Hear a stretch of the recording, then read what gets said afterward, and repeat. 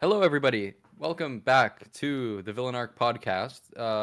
I'm your host, Dvovsky, as well as my co-host here, Adze, and our guest, MR.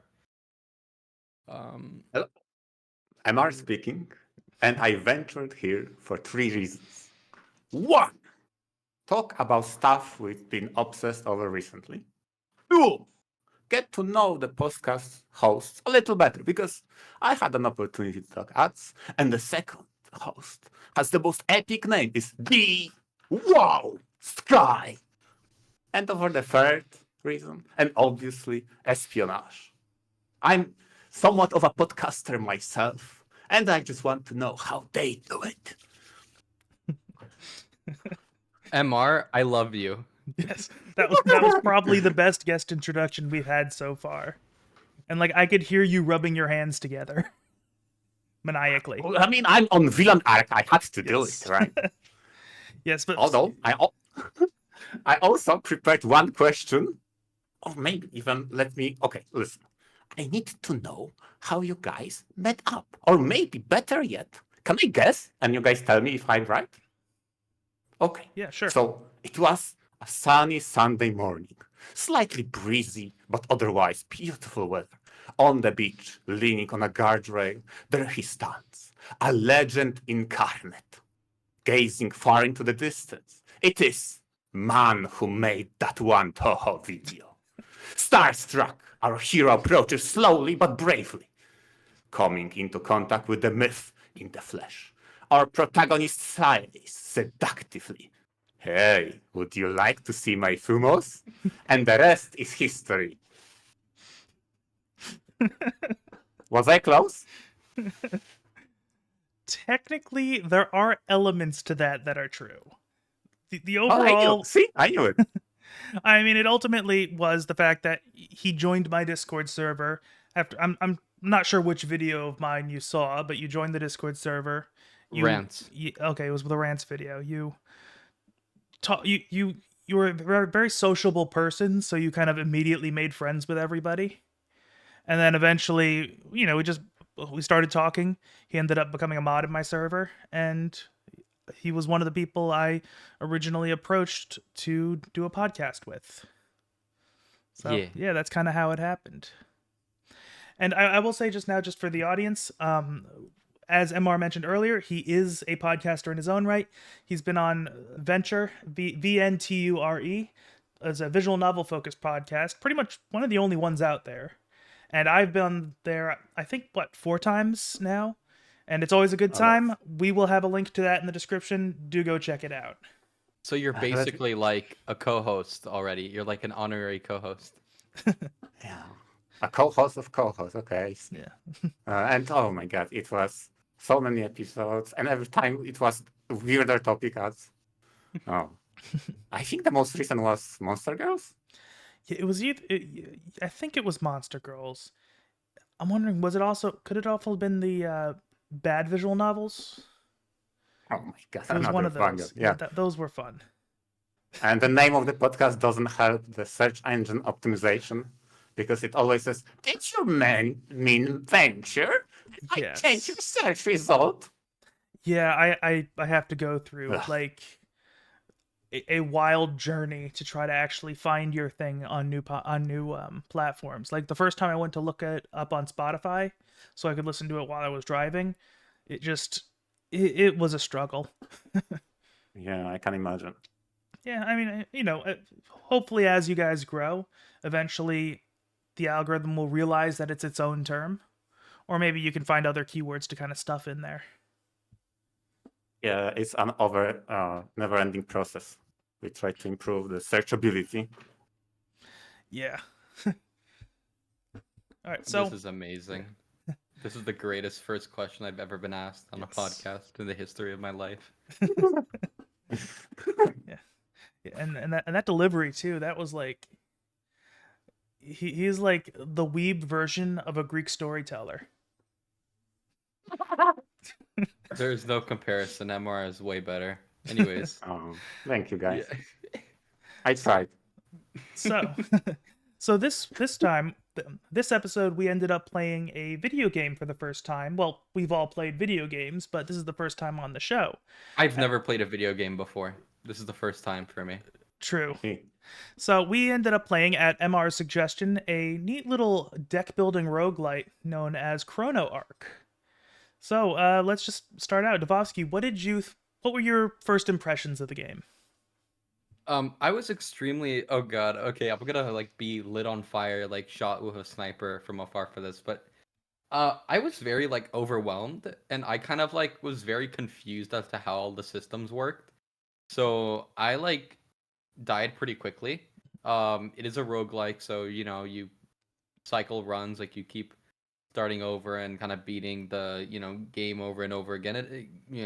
Game quote unquote in a sense. Um, where there's that gradual progression, and yeah, I initially felt everything to be kind of a lot.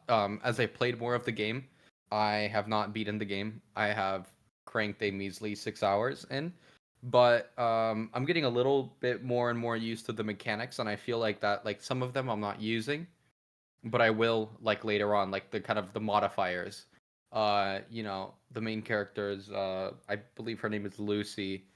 Her cards, her abilities, I'm not really utilizing those as much, but I feel like I will be kind of adjusting and learning kind of through brute force as I progress in the game.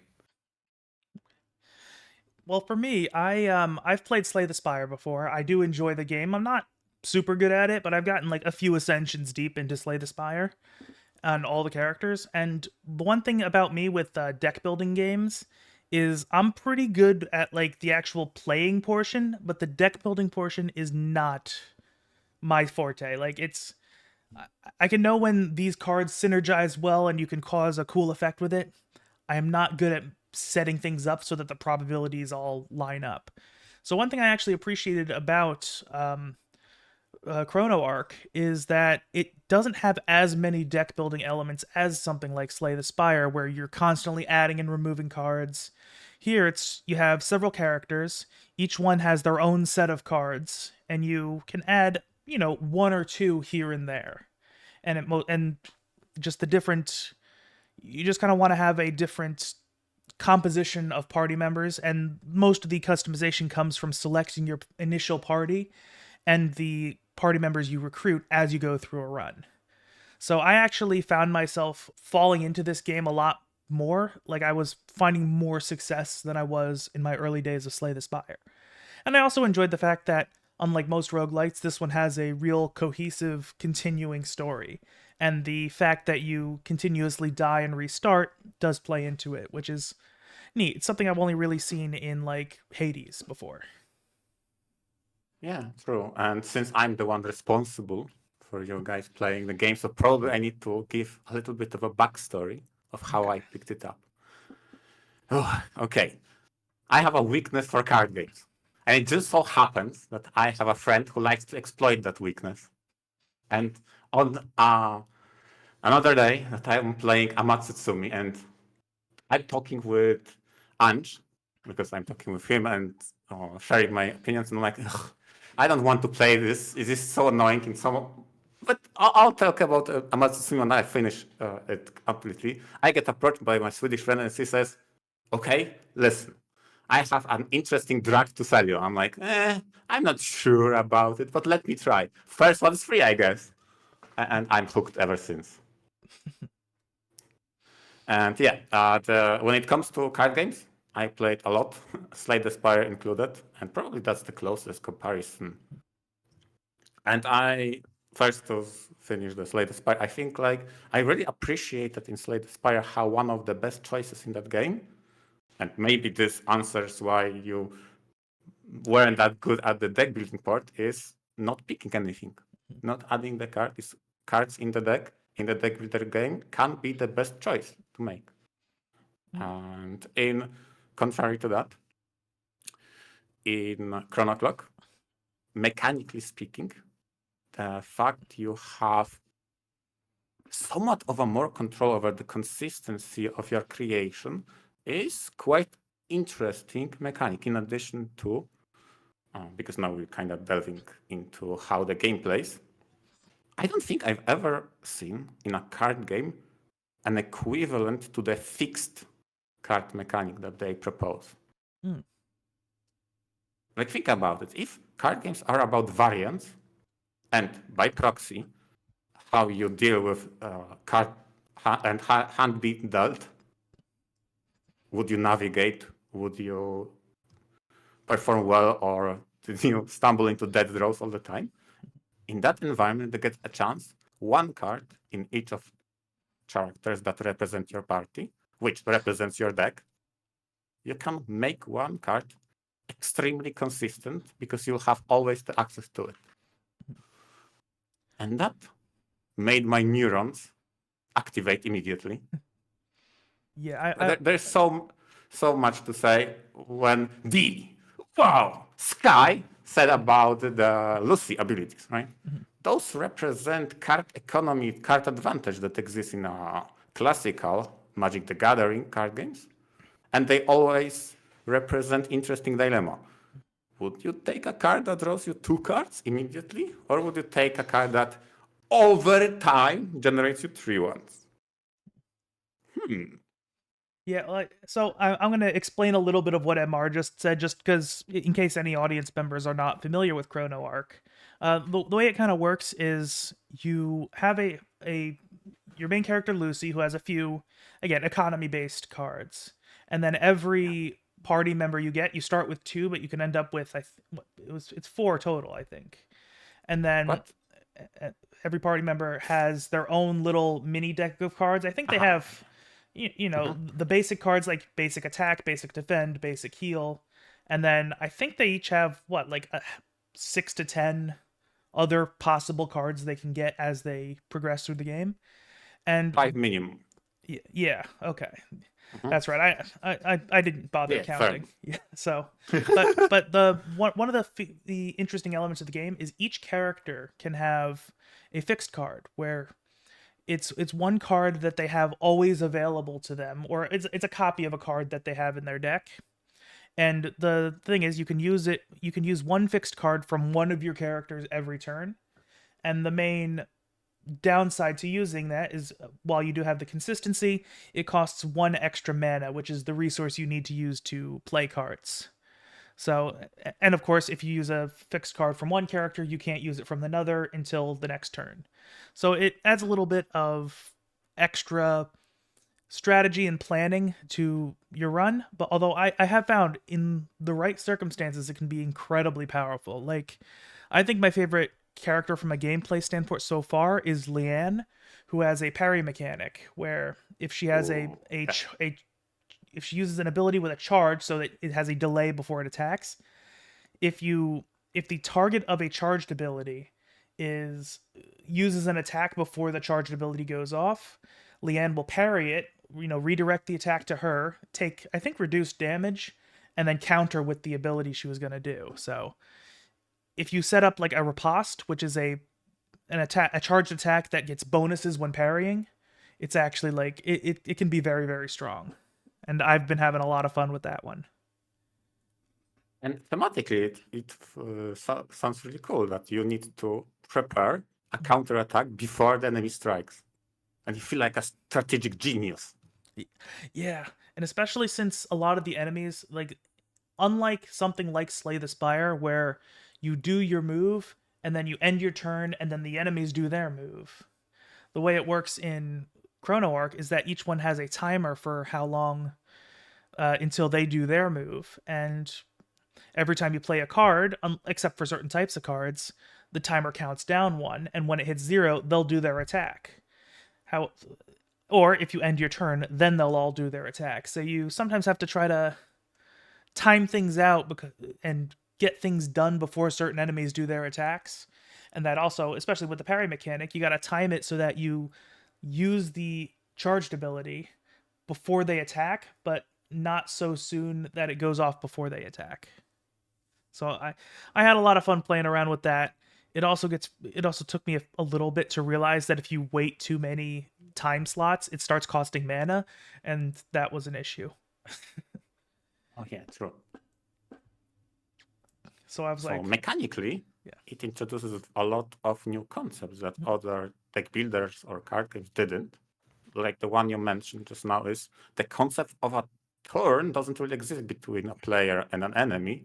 Rather, there is a turn, and everybody, with enemies included, work on a tick-based system with timers. Some of the enemies have such a huge timer they may as well act last, Mhm. but some will interrupt your turn, so you need to yeah. prepare accordingly. Yeah, there definitely were some enemies that they'll if their turn timer is more than 9, it'll just say 9 plus.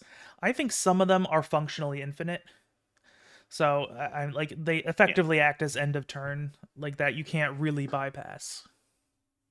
Yeah. But yeah, I ended up really falling into this game quite a lot. Again, compared to most deck builders, it felt pretty easy for me to kind of get the hang of the basics at least. I'm still, of course, have a lot of room to grow, and obviously the fact that I've not yet like completely cleared the game should tell you that I'm still not that good. But I mean, I find myself a lot more consistently able to get off those kind of cool, exciting combos. And even like, some of the early bosses, I'm able to get like no damage clears of those. I'm like, that's kind of cool. Which, trust me, Yeah. that was not the case with Slay the Spire for a long time. Yeah, that game is brutal. Oh, yeah, it's ridiculous, but it's so fun. Yeah, Yeah, I it is. remember. Yeah, which was what was interesting to me is that this like game, as someone who does not play card games, like usually I don't even know how to play fucking poker. That's not a card game. Wait, is it? I Yes, don't it remember. is. Yes, it is. Yes, Yeah, it is. yeah. See, this is how like I don't know how to play blackjack. Like I'm telling you, my card game my card game is like 0. I'm starting from 0, like literally. But the fact that He rocks I the was Go Fish though.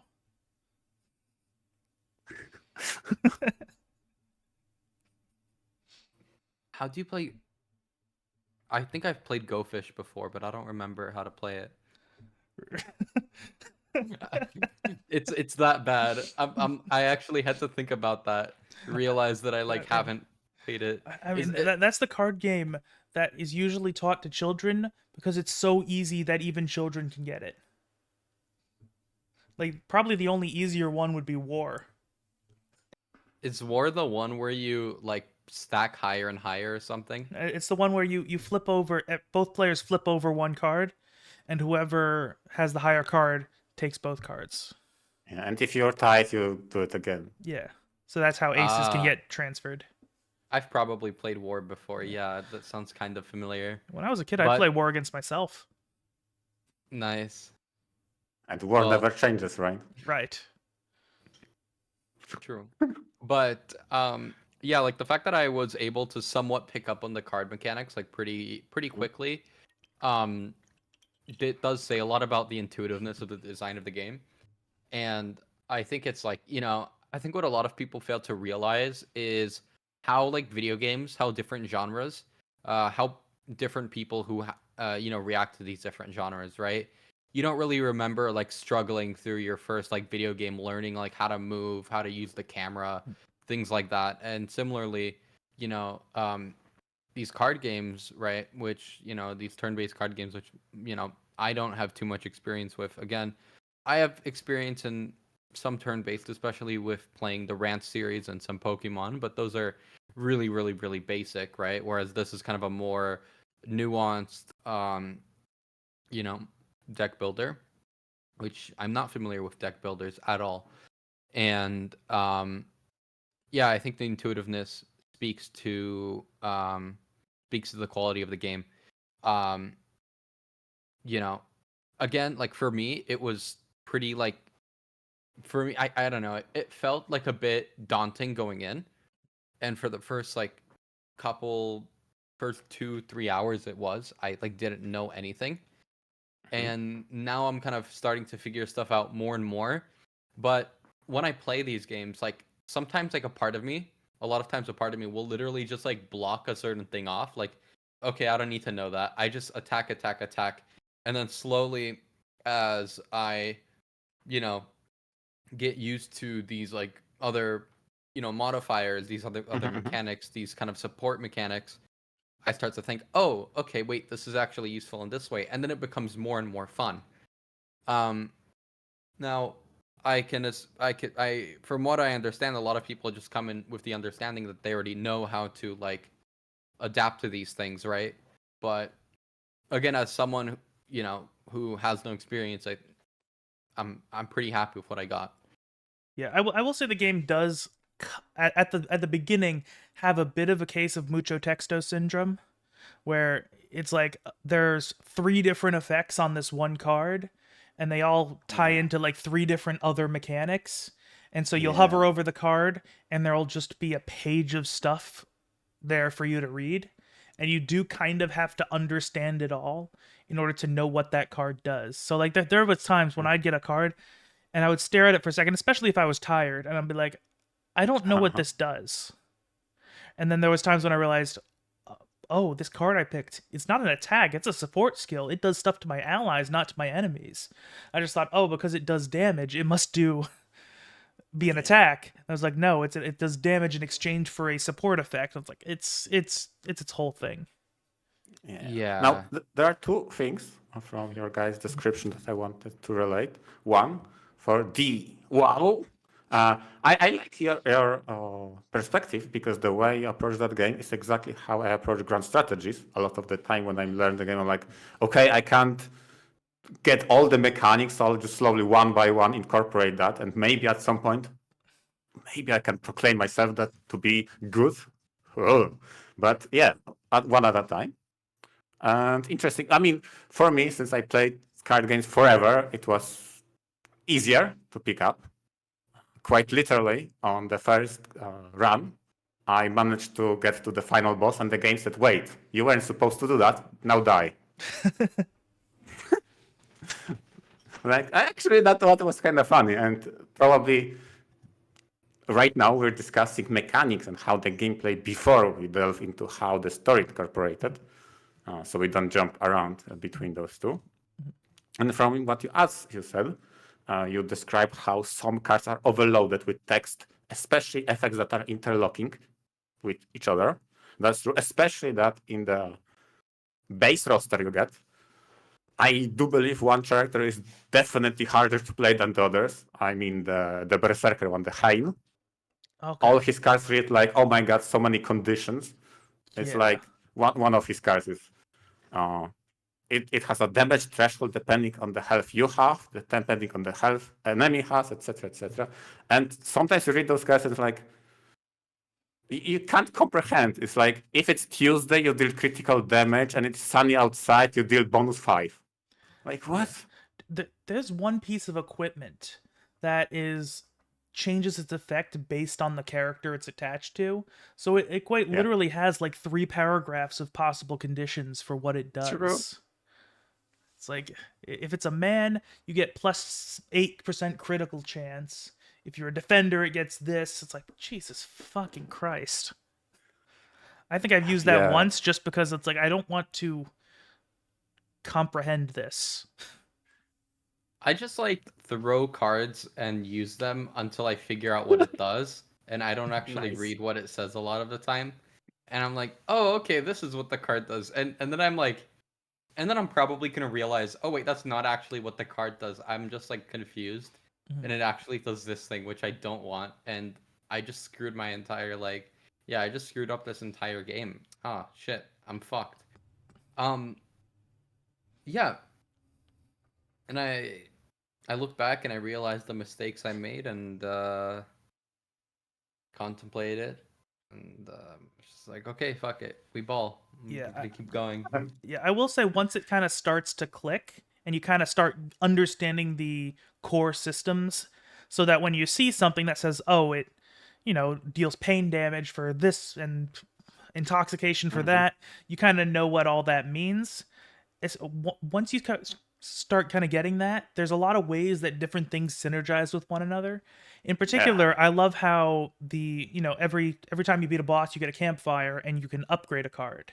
And instead of just upgrading the stats, it'll give it conditions or additional effects. And a lot of times those end up being synergizing with another party member. So I know the one character, Miss Chain, has a passive called Burn, which basically, once she uses an ability, she gains the Burn status, which enhances a lot of her abilities. And there's an upgrade you can do to other cards from other characters that deal additional damage when Burn is activated. So that's kind of neat.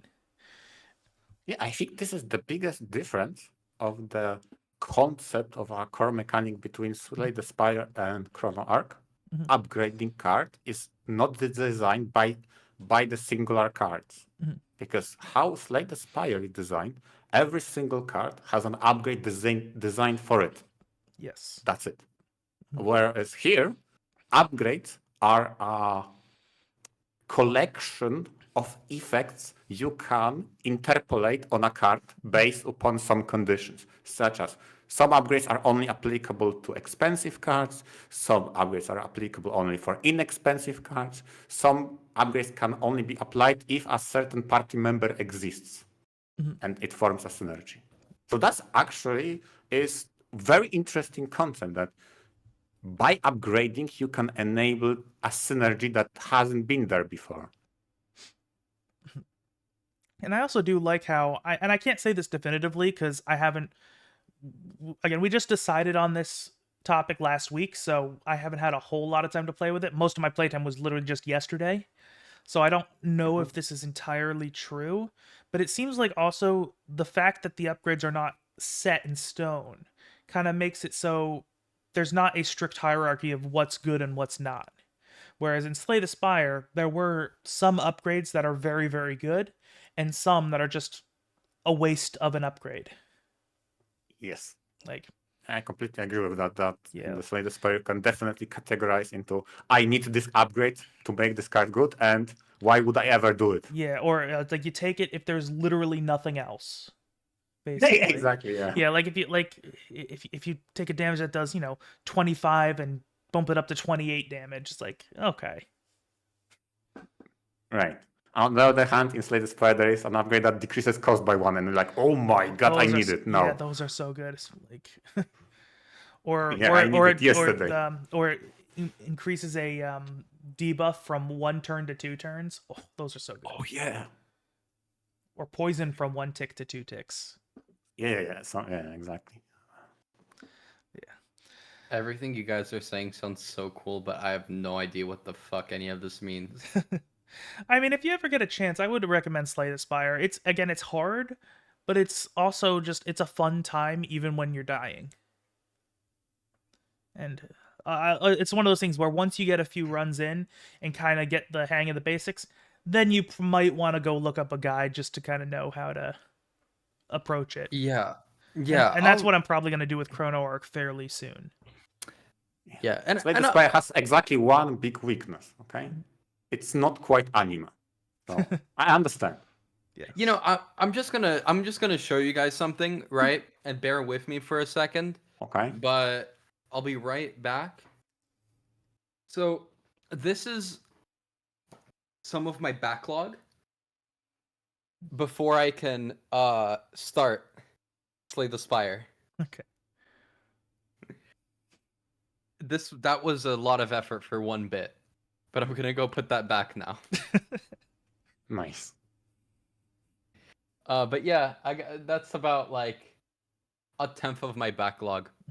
Yeah. I have 2 shelves of games that I haven't played. Yeah, I can relate, especially with visual novels. My backlog is immense, and it's at the point where I have stuff that's like kind of listed down, and I'll look at the backlog and be like, I don't remember what that thing I put in there even is. And every so often I'll try something just kind of at random. Like lately I've been reading Iratori Dori no Sekai, which are The Colorful World, and I'm really enjoying it. I do not remember ever adding it to the backlog, but I'm glad I did. It's You know, a lot of times, most of like the games I play are just like spontaneous and have nothing to do with my backlog. Like, it's actually rare that I will like pick up a game that's like in my backlog and actually play it. So I'll buy like 2 games, right? And I'm gonna be like, okay, I'm gonna play this one game, and I beat that one game, and then forget about the second one, and then I buy 2 games, 2 more games some other time, or I buy like one and one, but I'm focusing on one, and and I get one game because I have the opportunity, and then I'm literally stuck with what I have, which is an insane amount of shit. Not like crap shit, like good shit, but yeah.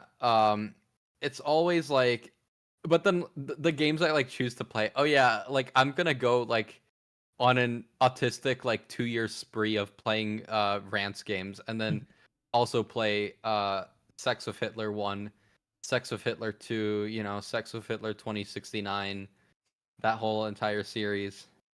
Uh, you know, those are real games. We're not. This isn't a real games podcast because we haven't talked about Sex of Hitler, but I'm fine with I'm merciful enough to talk about this game you call Chrono Ark. Yeah, when it comes to backlog, I definitely relate. Maybe not with those titles you mentioned, but with the fact that I buy faster than I read. Yeah. When the King Koi Golden Love released, I bought it immediately, and I haven't touched it since. Tokyo Necro released, bought it day one, never touched it. Mashiro Ira Symphony, same deal. Iro Toridori no Sekai, same deal. Haven't touched them. Yep. Yeah. Persona 3, 4, 5, Knights of the Old Republic, some of the games. But a lot of those games, like I feel like I just like do not have enough time in my life like to play it. Like I will have like on my grave, I will be like, shit, I didn't get through my backlog. Like I'm like not on my grave, like on my deathbed, and I'm gonna be like, fuck, do I really need to do this now, Like it's gonna happen where I'm gonna be like 80 whatever something, and then my backlog's gonna be staring me down. I'm gonna have these bookshelves of games that I've never played, and I'm just gonna be like, fuck, I live alone. My like kids are like, like they're only gonna visit me like twice a year or something. I'm like, I just got my my annoying ass wife or something, and all I gotta do is just play these dumbass games now. Shit, what did I get myself into? And I just spend the next 10 years just getting through it. And the irony will be that kids bring you more to backlog, okay? Nah. For me, it's just like I see these like dozens of games and visual novels. I'm like, I don't have time to play these, and then I'll go play my 10,000th heist in Payday 2. That's Yeah. kind of how it works. Yeah, it's like Yeah. it's like guys, I don't have time to do this. I don't have time to do that. Also me with my time. Yeah, exactly. So like there's times when I've gotta like it's actually kind of frustrating to sometimes have to force myself to play and read things I know I'm going to enjoy. Where it's just like I'll get into it, I'm like, oh, I'm very happy that I've spent my time this way. And then the next morning it's like the next day I was like, oh, should I do this more? I'm like, yes, I should. And it's just a constant struggle. But you could also play Payday 2. Exactly. Believe it or not, that like the few hundred achievements I have left to do is the minority. Like I've already gotten the majority of them. It's like it's a decade old game with over 1,000 achievements. It's fun. God. They so just it's like Kichiko rants. Yeah. But it's like if an achievement list was spaghetti code, it would be Payday 2. yeah, there was this in Kichiko rants, there are so many achievements that like the developers don't even know. Like there's so much dialogue in that game that the developers like don't even like so many special events, sorry, that the developers like forgot about them. Yeah. God. Which is insane. Yeah, and even with all the stuff they added there, they still forgot stuff from the series to put into Kichiko. Like Felis does not show up at all in Kichukuro rants, and I'm still angry about that. It's true. Wait, she doesn't? No, she doesn't. I think the developers said when they were making it, they literally forgot she existed. Oh my god. Which, I mean, that is hilarious, but at the same time, I mean, I know, MR said he likes her a lot. She's probably my favorite side character. Just her scene from the second game is so funny. Oh my god, yeah, it's like the funniest deal with the devil. How to Yes. outsmart it. Oh my god, that was so and funny. one thing I like about a lot of rants games is seeing the dialogue next to the face their sprite makes. And in that one, she had such this happy, like, excited face going on before Rance just kind of does Rance things. And it's one of the reasons I'm actually enjoying Sengoku Rance a lot, is because most characters have, like, one sprite. So there's Syl with her big, happy, dumb, goofy grin. And in the meantime, Rance will hit her and she'll say sob, sob, while still having that big, dumb grin. And it's very funny. Yeah, that's me after like years of, abuse or something.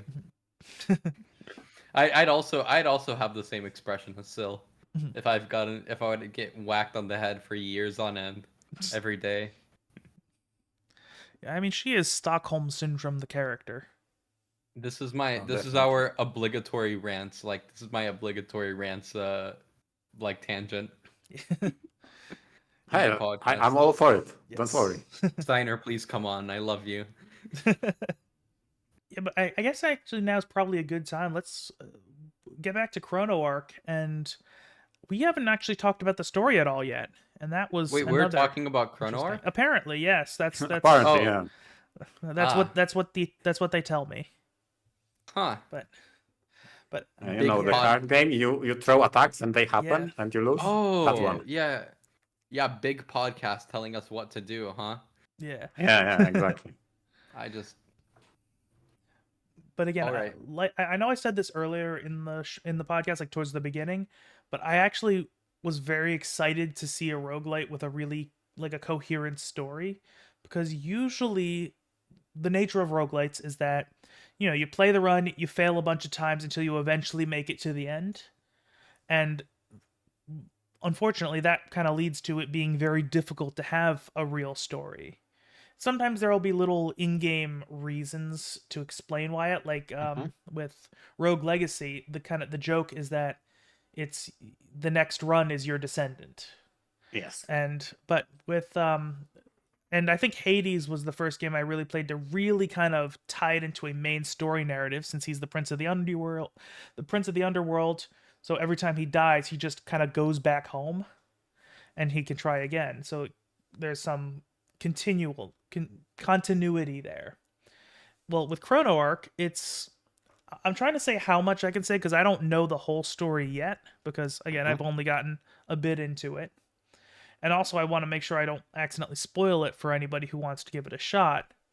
But they're kind of in this, like, Matrix-like thing where time is kind of fucky, and a big thing they do is, and I don't think this is a spoiler because it literally shows it in the pause menu, is that it's a time loop thing where every time you die.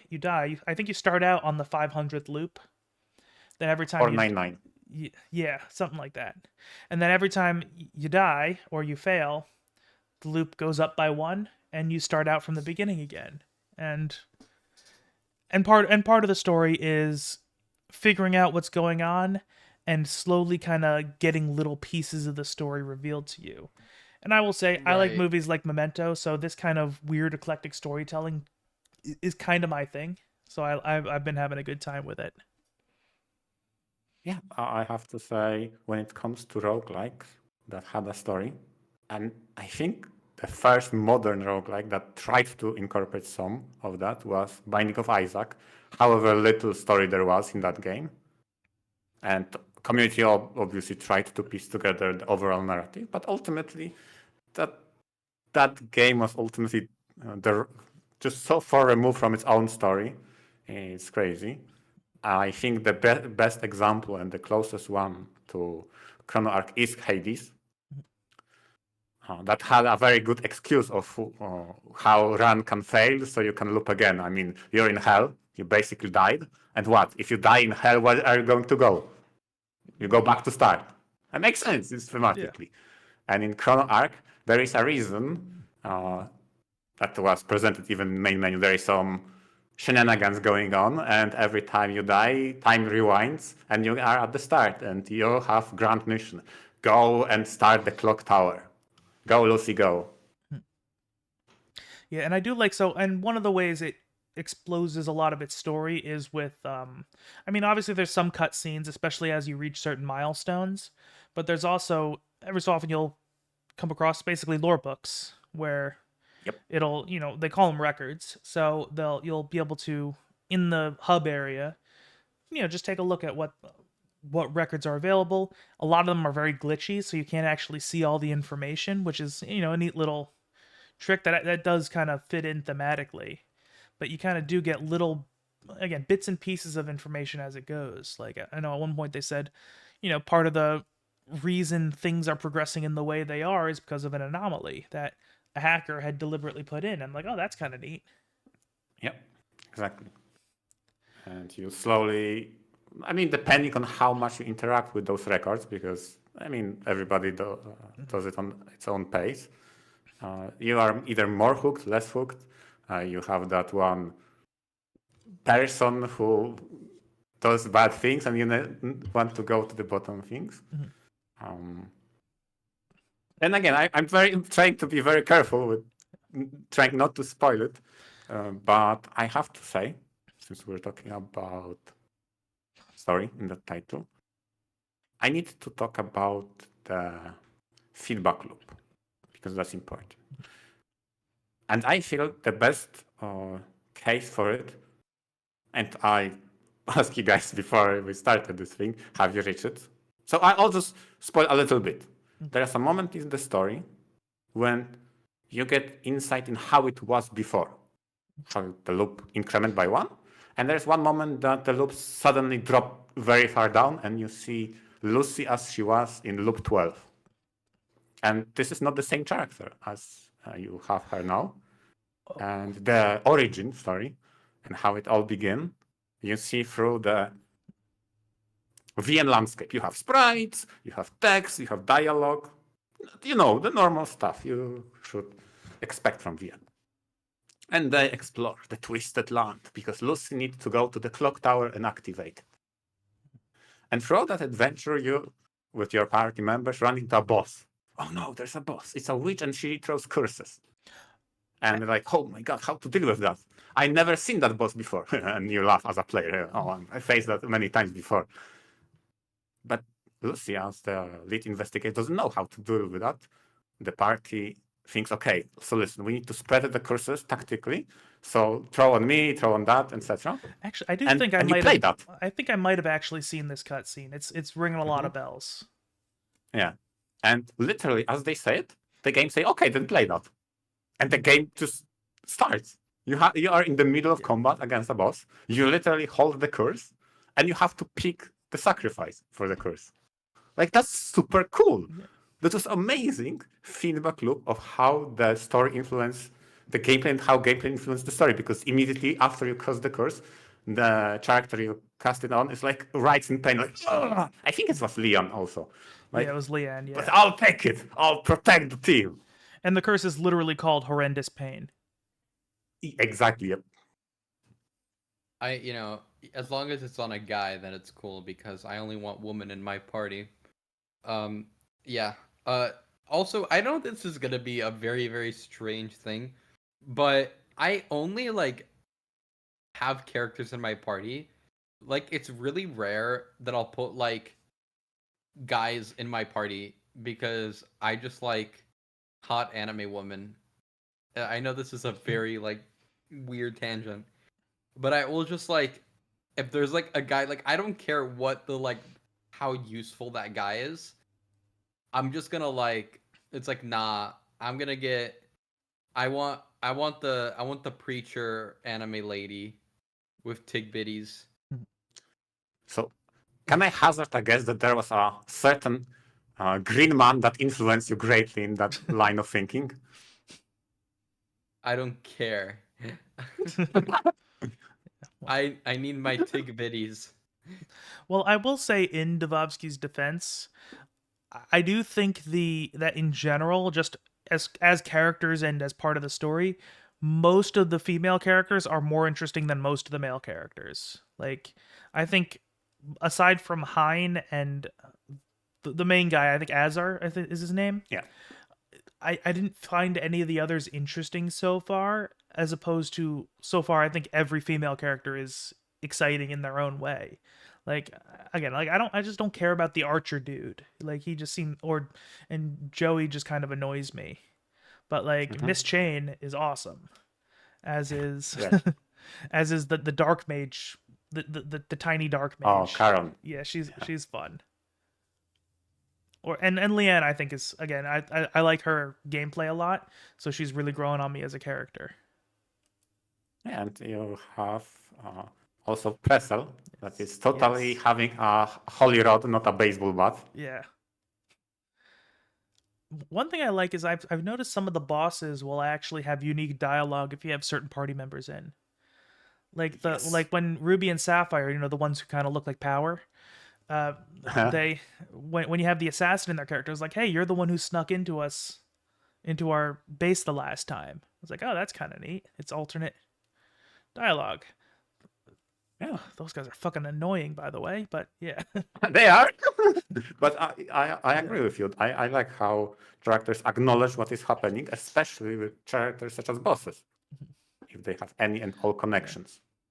Yeah, dude, I love those bosses when they, they'll cast the various debuffs on you, the pretty crippling ones, but you get a cleanse ability, and they're like, wait, a purification ability? That's fucking bullshit. That's not fair. Yeah. What the hell? Because it's totally fair that you cast all those debuffs at the entire party. That's totally fair. But me cleansing, no, it's unfair. Although I do like that boss just because one of the things, again, as annoying as those two stigmas can be, which that's what those debuffs are called, stigmas. I think it's kind of neat that like AOE damage over time abilities are like really good against them, because it just they have a shared health pool, so it does double duty. That's neat. Stigma, more like Sigma. Oh god, that one was terrible.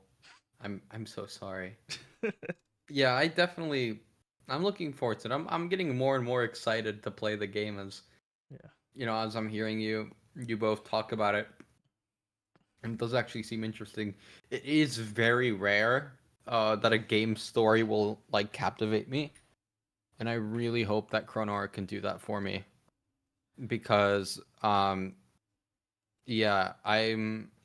it's very, very difficult for me to be impressed. Yeah. I mean, so far it's definitely intrigued me. So, and I'm interested to see, the pieces of the story that are not yet revealed to me. Because there's still a lot that I just don't know yet. Although it does explore some interesting ideas. Like there's one of the records is about, when the humans first kind of went into the Ark. And they've basically said, hey, we're going to make this we're not going to make this paradise.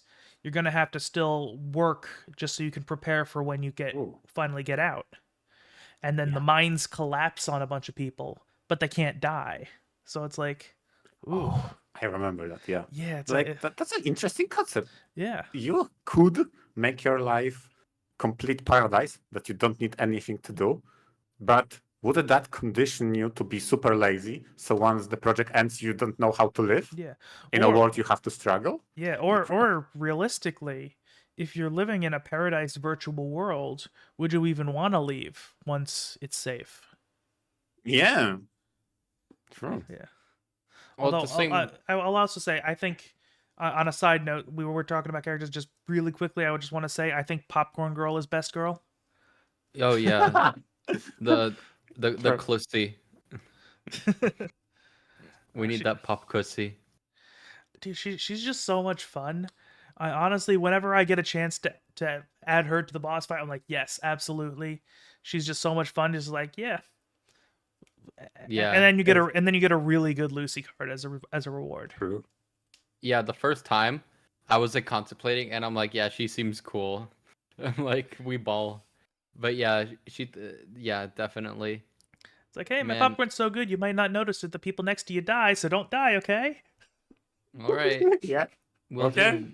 But yeah, like, I think definitely. Oh man, dude, oh my god, I forgot what I was saying. Before popcorn girl. Um, remind me, please, someone. Oh god. Video game is a game. Oh no. Um, oh my god. Dvovsky's thinking that's dangerous. Oh no, it's evolving. Oh yes, yes. Um, yeah, it is interesting, like kind of how people are gonna choose if they want to keep themselves, yeah, in that paradise or move to the real world, and it is that kind of concept that heaven eventually becomes hell. You know, because if you live forever, right? Is that the thing, you live forever in that? Am I mistaken? Or no? What are you? In the arc, in the arc, are people immortal because time is wait. I think Yeah. in the arc people are effectively immortal because their Yeah. bodies are being preserved in a state where they don't need energy, but their minds are still active in the arc, and Right. and it's designed so that they can't die and that pain is severely reduced. Yeah, so I was yeah, okay. So essentially what I was saying is that eventually, like, you're going to stop thinking, like, you're going to run out of things to think. Like, I mean, you're going to you would eventually run out of things to think, and heaven would become hell. Like, you would eventually just like start suffering because you would just kind of go insane. That, that concept that eventually, right, if everything, you know, if that time is infinite,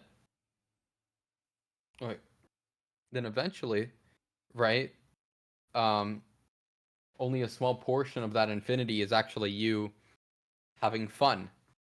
Um, and eventually you're just left to suffer. Yeah. That concept that you're describing, the heaven becomes hell due to infinity. Have you ever seen Soranote Shimono? Heaven's Lost No. Prophecy? This is No. exactly that concept. That there is a class of angels that got so bored, they lost the will to live. Yeah, And yeah. and in that anime or story, if you seen the manga, maybe that's kind of deep spoiler, but the idea was that at some point they were envious of humanity because they valued their lives where angels didn't.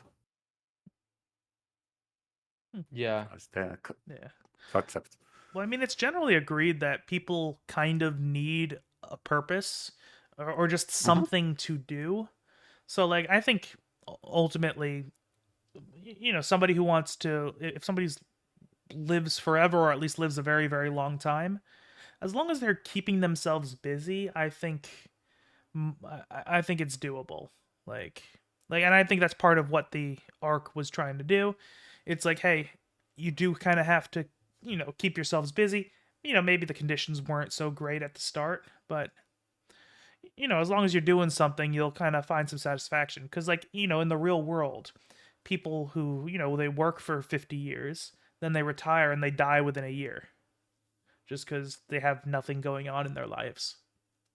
Yeah. And, I think, like, that, yeah, it's definitely, like, interesting. I mean, I would want to live maybe maximum for, like, 120 years, and then just, like, okay, I've done everything. Yeah. I'm gonna, like, die now. Yeah. I mean, for me, my whole thing is like, I know I'm gonna die eventually. I'm just gonna put that off for as long as possible. I don't know how my mindset would change if the option of just not ever having a natural death was presented to me. I don't know. But I know as it is, now that I don't have a choice, I can say, hey, I'll just keep going for as long as I can. Yeah, I mean, but at some point, would you not get like, okay, I'm bored, and and I'm just like, okay, I want this like to end eventually. I don't know.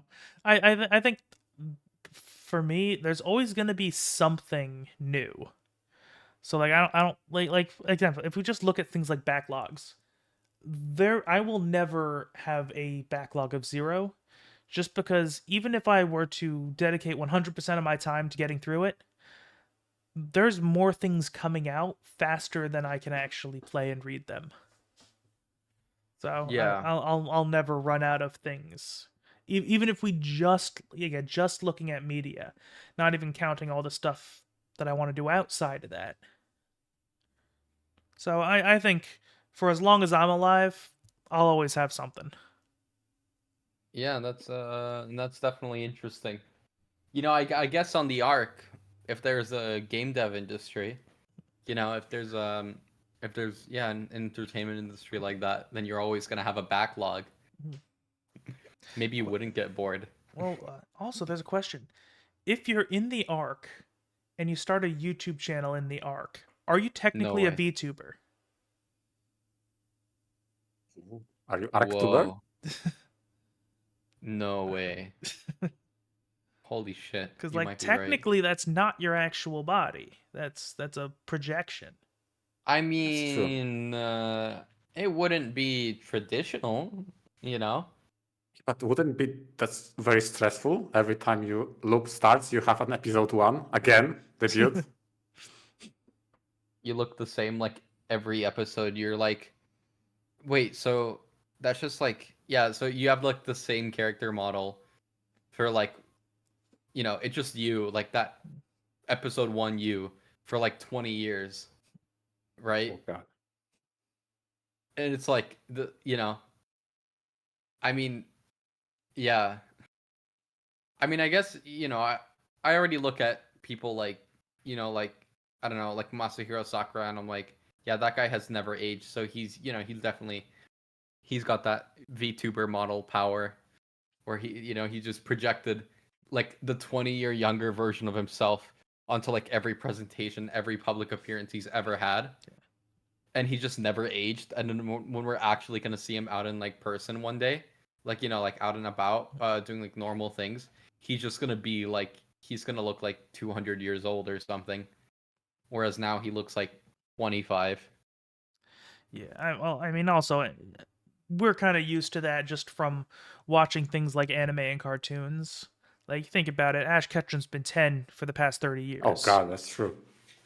There is a, actually, in Fairly Odd Parents, there was an episode where Timmy Yes. reveals that he has kept time still for the past 50 years. I remember that. That was... And he made, Yeah, that was at the point when Fairly Odd Parents started to get, like, real weird. yeah, that was insane. Yeah. It was But bad. yeah, Yeah, I miss when Butch Hartman made good things. what a tangent. Yeah. Out of left field, true. Yeah. I don't know. Yeah. I don't know. It's not quite out of left field as, you know, when we're talking about watching anime in the mosque. What are you talking about? That was perfectly on Yes. tangent, okay? That was amazing. And Mara's like, I have no idea what the fuck you guys are talking about, but Yeah, this sounds amazing. Just, it does, Sounds intriguing. Yeah, okay. watch the Acid episode when it comes out. Will do. It was... That was a masterpiece, masterwork, yeah. But yeah, like shifting back on topic, I was, you know, wanting to discuss, speaking of models and things that could be represented, you know, are drawn and, you know, represented graphically. The art is really good. Like, I was expecting for like a $25. I believe this is kind of in the middle of indie and AAA. Or what is like the studio? MR, are you familiar with the studio that made it? Like what the size is? I mean, that was very weird of you to describe Big Booba. That was essentially your description. But the studio is all is fine, I think. All fine. Okay. But yeah, so like it seems like a medium-sized studio, like not quite indie, not quite AAA, right? But Yeah. yeah, I believe that like yeah, the art is like really, really well done. It has all of the makings of a of a AAA, and I feel like that, there wasn't that much staff, and you're kind of like used to these, like, oh yeah, if a game needs to be like, for a game to be like refined, it needs to have like 100 people working on it or something. But indies right now are getting to the point where they are actually like, where it's like, where you're, or they've gotten to the point where it's not that, oh, it's an indie game, oh, this is just a game, right? Because an indie game has like an aspect, like there's a lot of like, in a lot of indie games, especially like 10, 15 years ago, you'd be like, oh, okay, I can tell this is an indie game because it's really like unpolished, and it's like really rough around the edges, and you know there's like, I can see the passion and the soul, but it's like, it's not, it doesn't have that, like, kind of, I don't like know how to, like, very refined edge to it. You look at really old indie games, like, man, if any of you remember Stick Page, um and like, these like flash games on cool math games and stuff like that. Dude, Flash games were my shit back when I was in like elementary school. Yeah, yeah, but these like flash games, you could tell like they're not, okay, these are kind of like, like little bit trashy games, right? But they're still like not really, they're not, like they're not really too refined, but they're like, the beard is there, and you're like, oh, this could be something eventually, like, if a bigger studio got their hands on it, this could be a really nice game. This could be like really, really perfect. But now you're just seeing that, oh, it is already like there. It's already that perfect. Like, it's it's good. Like, it's like, oh, we're there. Yeah, I think the advancement in various technologies and softwares has lowered the barrier to entry to making a polished project immensely. Like, it's at the point where, again, somebody who knows what they're doing can make something of pretty high quality with the tools that are available. Yeah, like, I have game developer friends, and they're like students in universities, and they're making games, like, and they want to join the games industry, um and they are like, they're shockingly, like, these games are getting shockingly good, and they are like, these guys are 18, 19, a little bit. I'm 20, by the way. I'm like the little brother to you guys, um the much younger brother. but but yeah, basically these guys who I've mentored, I see them like, oh my god, like, these people are making like better games than the ones I've played when I was when I was a kid. Like, those are the kinds of games that I would look up to. Yeah, well, I mean, if you like, Stardew Valley was one of the most popular games the year it was released, and it was made by like one guy over the course of 3 years. Wait, what? I thought that was a team. No, he was. It was a solo project. I think after launch, he ended up working with some other people to get some other stuff added to it, like especially like translations and stuff, and some of the. I think he has people working for him on the mobile releases, but the core game was built by just Eric Baroni. Damn, that's awesome. And you got like, also Alisoft is surprisingly small. In like their games, like Rance 5D is like 15 people or something, like 10 to 15 people if I recall correctly. Yeah. And Sengoku Rance is maybe a little bit bigger than that, Mhm.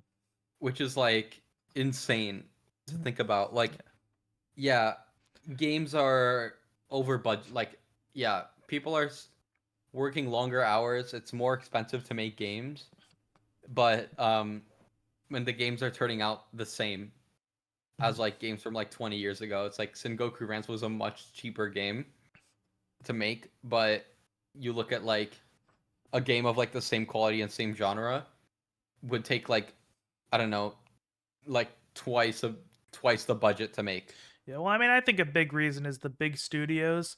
They their mindset is just throw more money at it.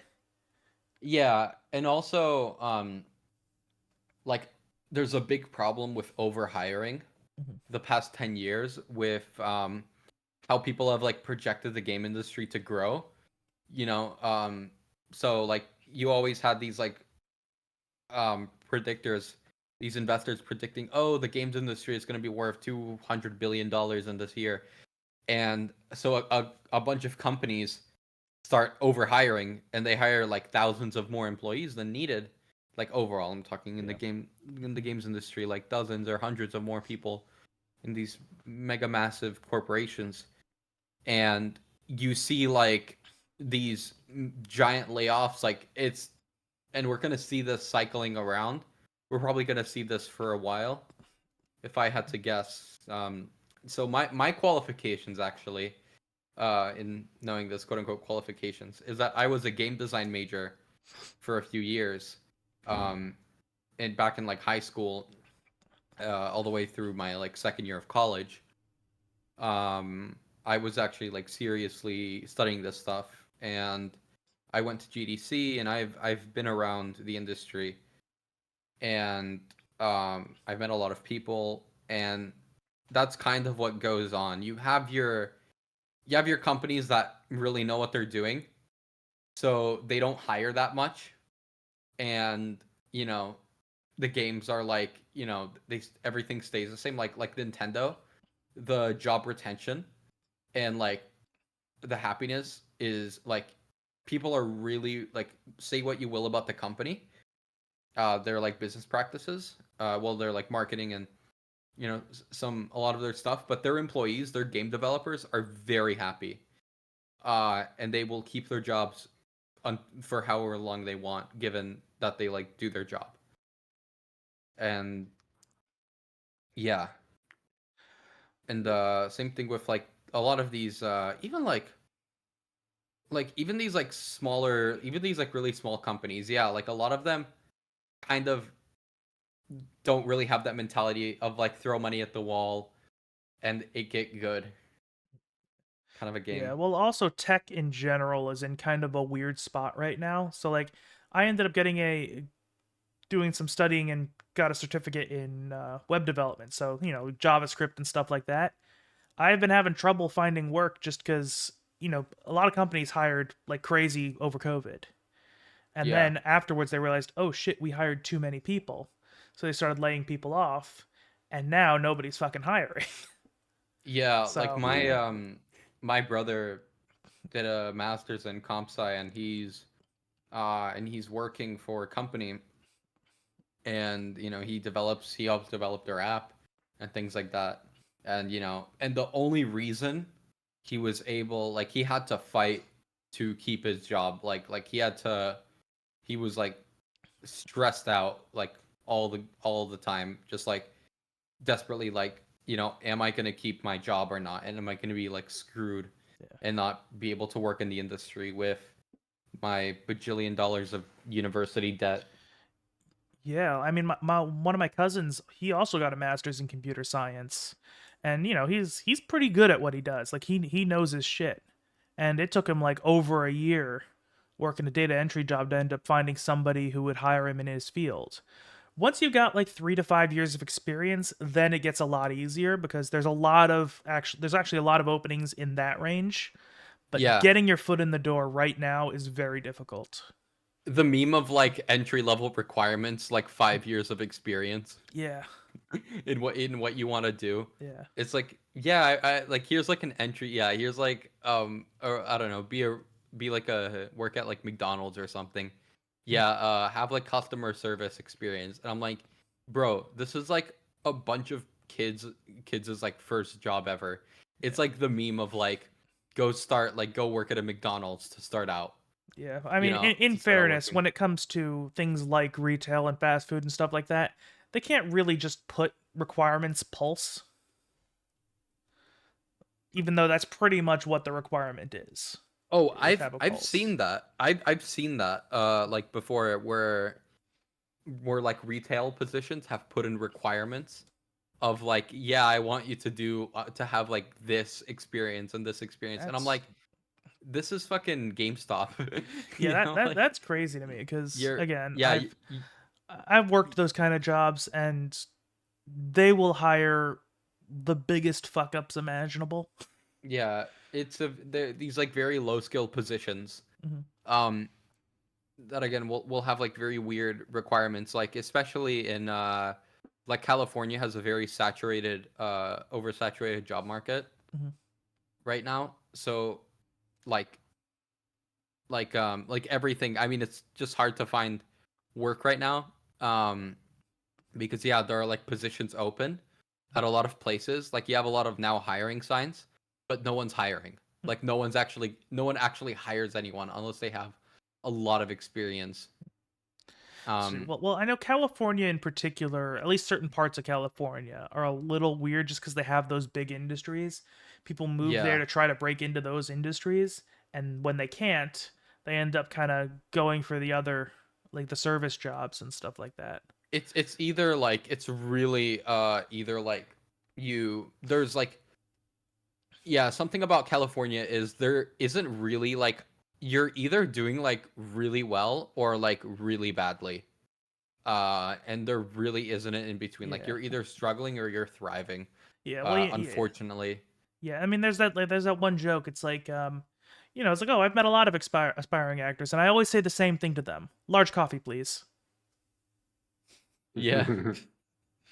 And yeah, that is kind of like the thing, and in California where yeah, the highs are really high but the lows are really low. Yeah. And that's kind of what unless if you're born in California, if you're born um and you either like it's very difficult to break in if you're not like from California, especially um or if you're not like born to wealthy family, because again like your this is a complete like off tangent, but like to go to California from other states, except if you're like from New York, um is going to be very expensive, is a lot more expensive than if you were from California.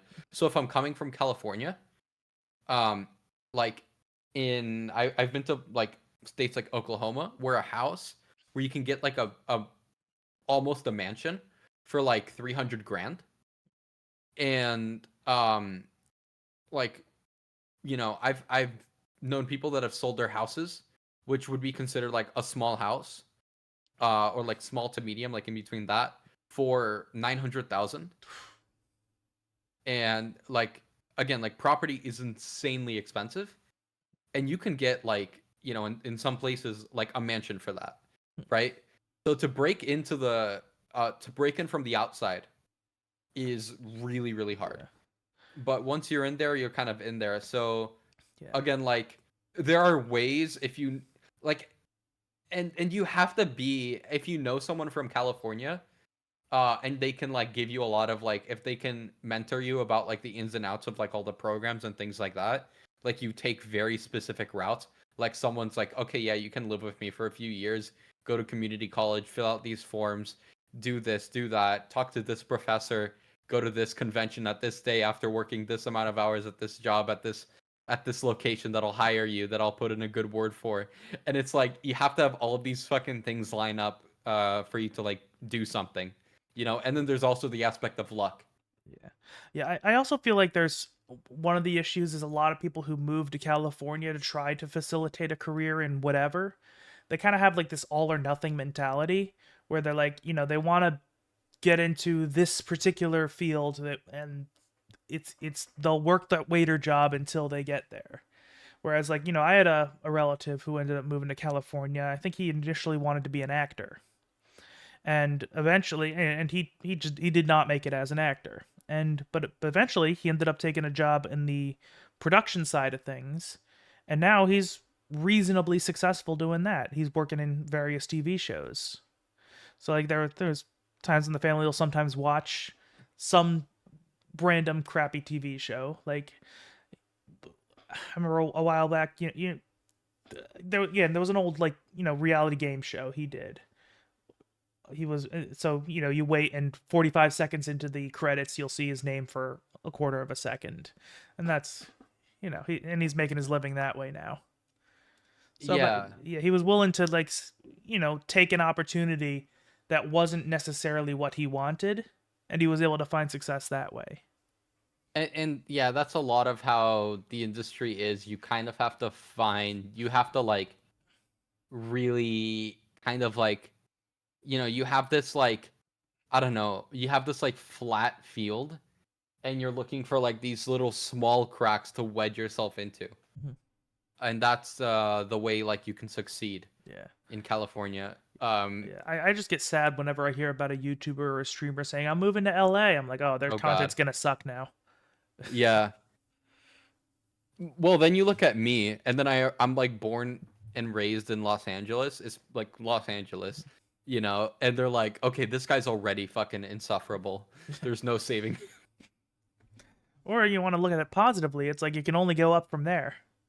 Yeah. But yeah, like again, I'm grateful. I'm in a very privileged position. And I can say that I probably will succeed. This is gonna age terribly now that I said that. But yeah. That was a very weird California tangent. But yeah, how can we relate this back to the game that we were talking about? Chrono Trigger or something? I mean, there are two levels of tangents. First tangent that went from the quality of production. And obviously, I have to appreciate, I feel at home. All topics leads to runs. As it should be, as it should be. As it And should be. now that we discussed the situation in California, which is basically halves and halves nots, which is main topic of Run 6, by the way. All topics leads to runs. So true. Steiner, please come on the podcast. One day we'll have a compilation of just clips of like me or like someone like just asking Steiner to come on the podcast. And there's just going to be a montage in whatever episode, whenever that comes out in 2060, when we have Steiner on. Perfect. Yeah. Yeah, just get him drunk until he agrees. True. Actually, he did agree, and then he forgot about it. And then he was like, and then I've like asked him about it, and then he just like ignored me or like not see the message or something, whatever I sent. So I actually did ask him exactly almost a year ago to come on, and he's forgotten. But yeah. But yeah, I mean, I will agree with what you said a ways back at this point, is that I do actually really like the art of Chrono Ark. Like, one thing I in particular, I like the the carnival level, where you got the creepy clowns and the Five Nights at Freddy animatronics, and they'll be covered in smoke, and then the music will hit, and I'm like, ooh, something about that just kind of like, yeah. Yeah, and the music fits. Mm-hmm. The music like really fits. It's really like actually it's very well done. And I appreciate it. Mm-hmm. And it is very like background music. Mm-hmm. I know that's a terrible way of describing music. I'm sorry. But it fits. And that's and it fits and it sounds good as well. Like, there is fitting background music that you could say, okay, yeah, this just works, and like that's it. That's the most you can say. But I can imagine some people like actually listening to this, like seriously, like outside of the game, which I can't say about a lot of games. Mm-hmm. Yeah, that's something I usually get from like the visual novels I play, not so much the games I play. Yeah. Where it's like, oh, you mean where the music is like you just listen to it outside? Yeah. Like Steins Gate has the best like I mean, from the Zero visual novels that I've played, Steins Gate has like the best OST. Like some of the best OST. I mean, a lot of it was ripped, the anime ripped it from the visual novel, and that's how I know that. But it has like I feel like when you're not in, like when you're playing a turn-based game or you're reading a visual novel, the music becomes more important because you're taking more time, right? Whereas like a action game, you're kind of like in the moment, so you're not really necessarily focusing on the music. Um, so music can kind of, they don't have to, I guess, try as hard on the music if it's like an action game. But since it's not like necessarily like, it's a turn-based game, there should be more of an emphasis on music, on your kind of surroundings, and in that it does a really good job. I mean, for me, I think the thing that makes music really work in these kind of things, in games or visual novels of all types, is that I think the way the music kind of flows has to connect to what's happening on the screen in Right. the right way. Like with what I was talking about with Chrono Ark, I liked how, the enemies would pop up, and that was right when the music would kind of have that really low and that Yeah. that's kind of True. like, so. And I mean, different games and visual novels do that a little bit differently. Like, I think one great example is, if you guys ever played Celeste, where the one level with the ghost has, as you complete each section of the level, there another layer gets added to the music, and they all have their own representations. Like one of the melodies represents the main character, one represents the ghost. And again, as you just progress through the game, through the level, more elements like the synth gets added, the drums get added. And again, it's a more immersive experience than some games end up doing. Right. Yeah. And actually, my friend who I was like talking about, who makes like these games that surpass those games I played as a kid, right? Like he recently did a Newgrounds like game jam, and he actually, I think he did like pretty good in it. And in this game, like as you, like for every upgrade you get, there's another layer of music that gets added to it. Okay.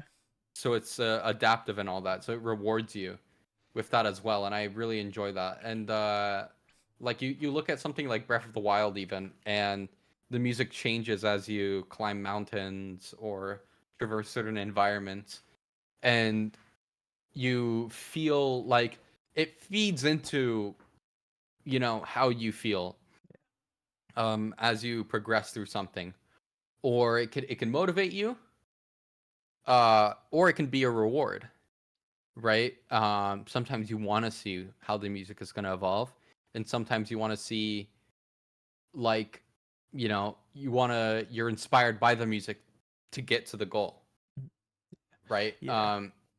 Where like again in like Breath of the Wild, as you climb up the mountain, like it transitions and the music becomes colder. I know that's a very weird thing to say. Like when you traverse these cold cliffs, the music, yeah, kind of Yeah. becomes colder, and as you approach the top, you really feel like you kind of feel like you're there. I that's Yeah. that's so dumb. Yeah. But but like, yeah, it's a lot of these really small things that add up that really enhance the overall experience. And I think that's something that needs to be emphasized more, because a lot of people leave that minor stuff out. Yeah. Yeah. One thing I want to see more of is, I want to see more games incorporate rhythm elements that are not just like regular rhythm games. So Mhm. like, like I played Hi-Fi Rush recently. That was a lot of fun, where, it's like Devil May Cry but rhythm based. Or Huh. or Metal Hellsinger was absolutely excellent, if a little short. Where it's basically like you're playing the Doom remake but to the beat of a metal track, and it's great. Oh, nice. Where you get, if you stay on beat, you get a damage boost and all that fun stuff. Yeah, and I don't think games don't have to be long Not at necessarily. all.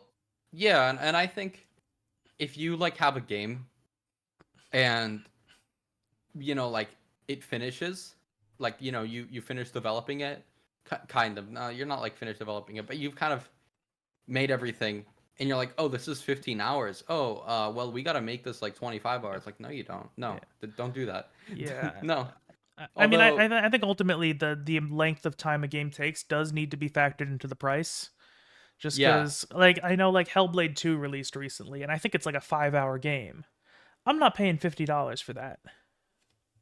yeah, yeah, that is true. And I think there are definitely ways to make the game longer that won't necessarily like adding like side quests, right? Yeah. And not like mandatory, not like Assassin's Creed like Valhalla, like Assassin's Creed Origins, where you have to go across the entire stage for like like you have to walk for 30 minutes to get somewhere.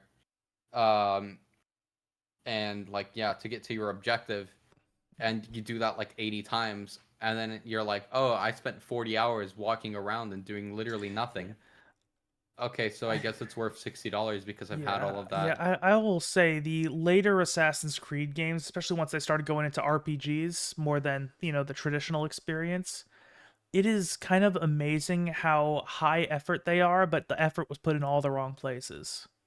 Yeah, Like one thing is like when I played Assassin's Creed Odyssey for the first time, I was like actually genuinely impressed at the fact that everything was voice acted, and it was like, that's a big undertaking for such a big game, but the voice acting is fucking atrocious. Like it's really bad. yeah, it is kind of like wow, I love how they did this, but I'm like, what, how good, like there's like, and there's also some stuff. It's like, how could they screw this up? Like, I don't know well, not how could they screw this up. Yeah. It's clear it's a quantity over quality thing, Yeah. and some people like that, and that's realistically the majority of people who play Assassin's Creed aren't like, like kind of, I don't know, coming with pipes and analyzing the game. It's like, I go play game, I kill people, I move on. Yeah. I do thingy. Oh, Yeah, so yeah. cool. I mean, people do take Assassin's Creed a little too seriously sometimes. Like they forget that early on in the series, you fist fight the Pope. Yeah. Also, like in the first like few games, the environment is very dense. Like the map is pretty small in comparison, and your objective is always there, which is what I think contributes to, people feeling good about playing the game they're playing and not wasting their time. Like, I believe I dropped Odyssey. No, I think I finished Odyssey, actually. But at the very end, I felt like so exhausted from it, and I was so done that it just felt like, can the story end already? Why do I have to walk this distance? I don't want to do this. And yeah, just this never ending like thing, and that's why I don't even want to like touch Valhalla or Origins. I just get burnt out on Assassin's Creed. So yeah, I will say Valhalla has so much bloat to it. It's one of those ones you kind of have to. It got to the point where I like to play open world games where I'm kind of, doing stuff on the way to the next objective. Eventually, I had to get to the point where like, no, I just gotta fucking beeline it every time because I'm gonna give up if I don't. Yeah, and then in my opinion, the ending was just not worth the time investment. The ending was. And yeah, I really hope Shadows doesn't fuck with the doesn't have like terrible pacing, because I want the Assassin's Creed in Japan game to be fucking good. Yeah, I remember ever since like I think Assassin's Creed 4 released, I was saying they really need to have an Assassin's Creed in feudal Japan, because like, Assassins and Templar are pretty much like asking for a ninjas and samurai kind of dynamic. And then they just didn't for over a decade. And then Ghost of Tsushima released, and pretty much everyone said, hey, this is the Japanese Assassin's Creed that we all kind of wanted. And now they're actually doing it and nobody cares. I mean, I care, but I'm actually interested in getting the game, except that like they're putting a very strange amount of emphasis on pre-ordering the like $120 edition. Yeah. That it makes me kind of worried for the quality of the Yeah, game that they're yeah, forcing sales now I do not rather trust than later. Ubisoft.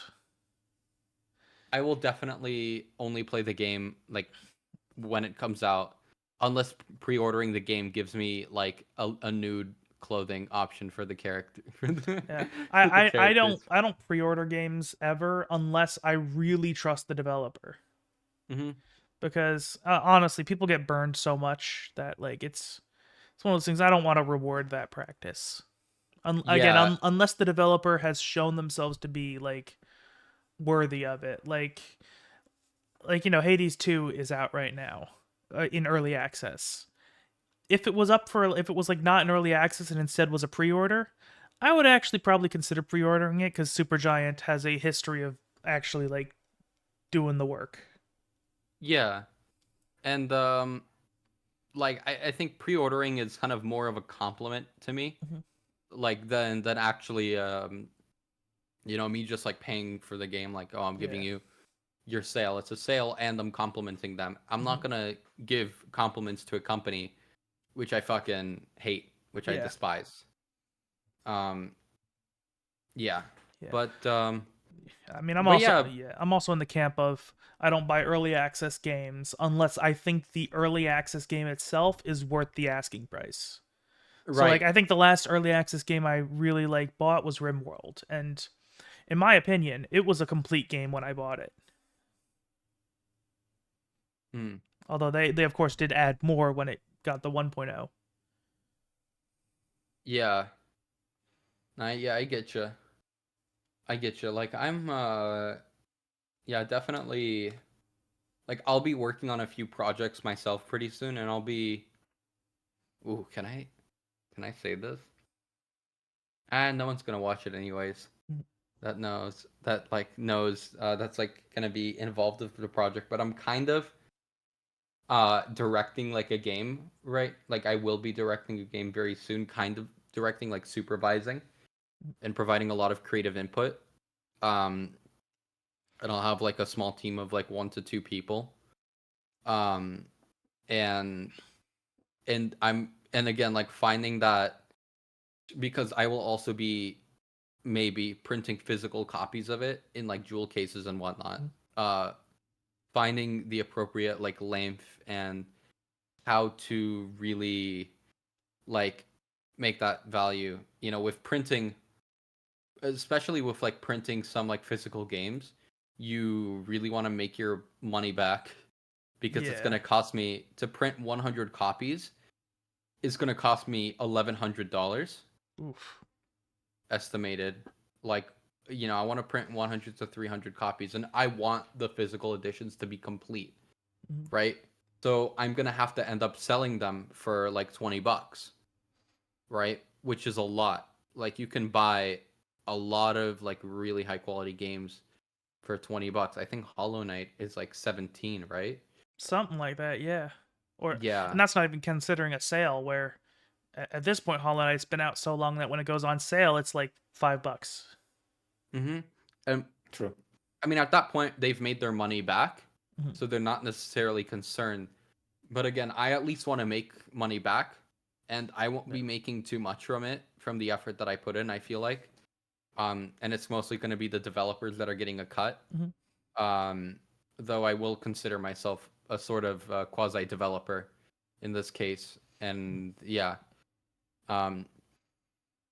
But yeah, like I'm definitely um it's you definitely have to um really think about it, like, you really think about the developers, and like think about, yeah, like just making back your money, but think about the creative aspect more, because that will really show in the final product, and that will make it worth it, because you can get away with being a less quality game than Hollow Knight and charging $20 for it, Mm. right?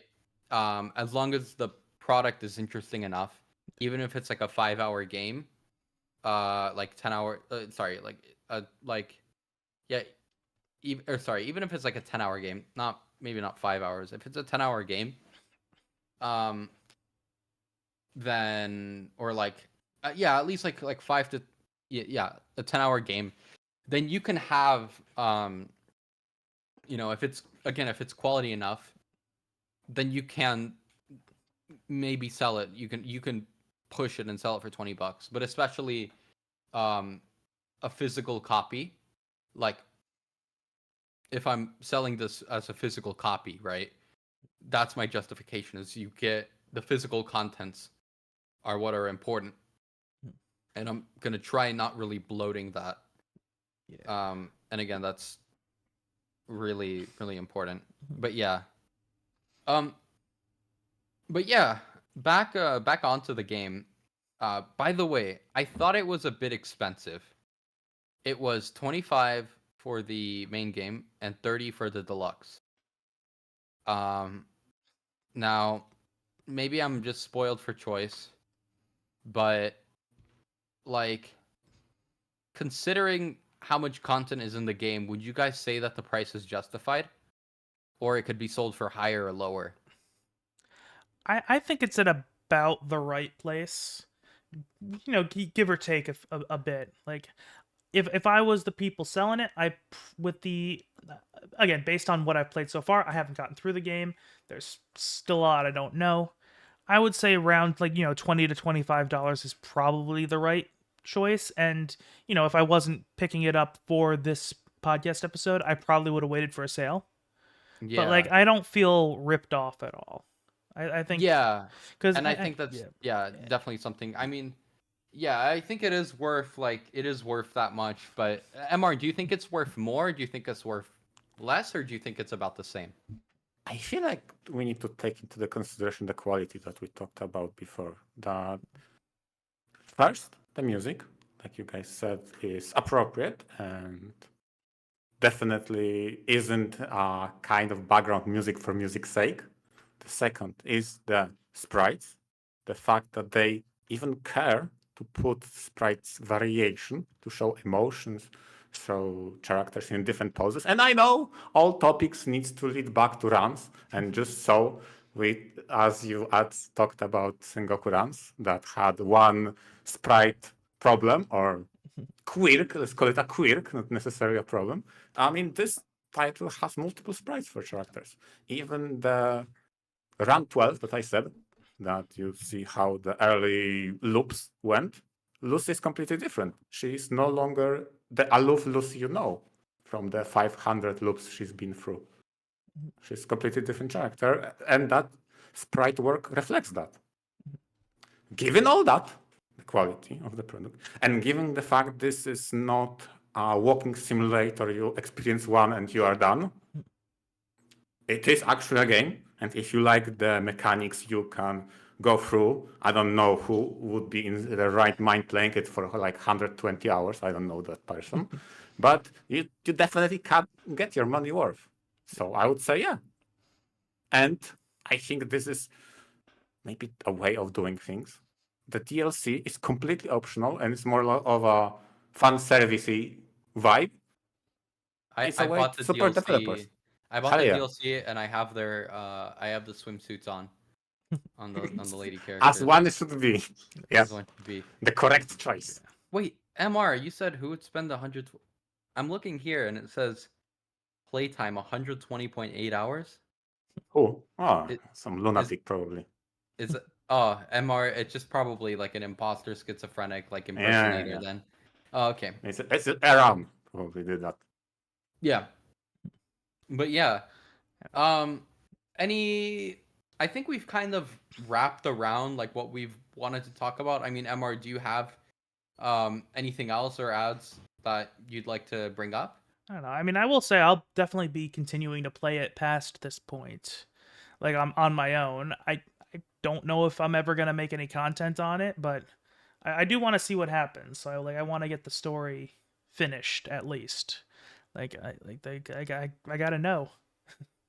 I gotta know that. Yeah. At the very least, I gotta unlock the rest of the fucking characters because I still have a third of the cast list is still unavailable to me, And Mhm. it's like, oh, you got to unlock the curse of the sun and the moon and the stars. Like, I don't even know what the fuck that is.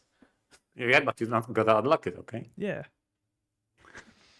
Yeah, I feel like, Although, especially with yeah. your comments about the appropriate music, Yeah. it's definitely gets appropriate the more you go into the story, okay? Yeah. I Okay. want my goddamn big titty anime woman. Yeah. Still the better one- do the Damn it. course, okay? I will say the one complaint I do have is I think the gifting system kind of sucks because a lot Yeah. of times the gift they like makes absolutely no sense compared to their characters. It's like, oh, why does I like it's like, oh, this one herb, it's often used for medicine. So like, oh, I'm gonna give it to the medical scientist guy. Nope, he doesn't like it. So eventually, after that happened, I'm just like, you know what? Fuck it. I'm looking up a chart. This is exactly my problem with the gifting system is you kind of want to try guessing. Yeah. Maybe you kind of and the first time you miss it, like, okay, screw it, open the guide. Yeah. Every single time, in every single game. I'm willing to try it for the very first gift for each character because it doesn't matter Yeah. for the first token if you get it right or wrong. Just any gift will get that first one, but later it's like I don't want to. You get one gift per boss. I don't want to waste them. Exactly. And at this point, I'm still unlocking like stuff with the credits, so I'm not spending credits on gifts. To me, it's just completely pointless. Why do you have to hide who likes what? Just Yeah. Well, immediately put it in the game, and then I don't need to go ahead and find a freaking guide. yeah, honestly, Yeah. I think if it tied in a little bit better to like if more stuff about their character made it obvious what gifts they liked and didn't like, and some of them do. Like I gave the assassin a butterfly knife because that just seemed like Yeah. it made sense, and it did. Yeah. But like and honestly, I will say Hein liking shonen manga, that one kind of made sense. I liked that. That was funny. True. But I mean, again, some of them just don't make sense. And if they did, I think I would be a lot less frustrated at it. Yeah. 'Cause I don't know. I mean, I don't know. It's like a dating sim mechanic, but it does it worse than dating sims. Yeah, exactly. Yeah. Yeah. Although Hmm. although it does feel kind of weird comparing it to dating sims when the protagonist is a minor. Oh True. yeah. Even games that have gifts, such as, I don't know if you guys know, Dragon Age. I even didn't like it in that game. It also sucked. You have limited haven't amount played it, of yeah. gifting items. You don't want to waste them, especially when the variance between how they react to them is so high. Someone's gonna No. shoot you for you saying that you didn't like it. But yeah, go on. I understand. Yeah, I think if it's a core mechanic that's kind of designed around it, like I think Honey Pop did it pretty well. But again, I'm unhealthily obsessed with Honey Pop, so there's that. I will die on the hill that it's one of the best match 3 games out there. I will die on the hill that Interspecies Reviewers is objectively one of the best comedy out there. And goddamn it, every person I've ever spoken to has said, "Oh no, it's not that. It's mid. It's not that good." And I'm like, you know what? Fuck you. I will die on this hill. It is the greatest thing ever. Okay. And any objectors are wrong. Honestly, yeah. my thing with Interspecies Reviewers, I enjoying it just because of how much it annoys people. Yeah, that's also like an aspect of enjoyment. I mean, for me, I just really like unironically loved it, and yeah, I think I don't know. but yeah, that's off topic. Me saying that's off topic it's Yeah, like we went on like hours of tangents or an hour of Sure. like tangents or something. For what it's worth, for interspecies reviewers, I like the reviewing part. That was probably the most hilarious one. Yes. But yeah, it does what it says it's gonna do. Yeah. Chrono Ark, it's in the name. Time, arc. You fit all the themes. You did good, and that's what matters. God damn it, Yeah.